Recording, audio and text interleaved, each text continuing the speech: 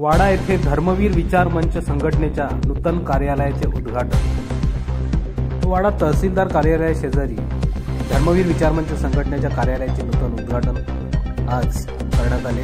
या प्रसंगी श्री रूप रघुनाथ प्रभू कालतरे यांच्या हस्ते रिबीन कापून कार्यालयाचे उद्घाटन केले। यावेळी भाजपाचे योगेश पाटील, अक्षय पाटील, संघटनेचे अध्यक्ष मिलिंद पष्टे व सहकारी दिनेश राऊत, सचिन शेलार, सागर पाटील, आकाश जाधव, तेजस दानवे, राहुल गावित, सुनील ठाकरे, मारुती अधिकारी, प्रशांत पाटील, राहुल पाचलकर, अक्षय पष्टे, मनीष पाटील, केतन सावंत, अक्षय पवार इत्यादी उपस्थित होते।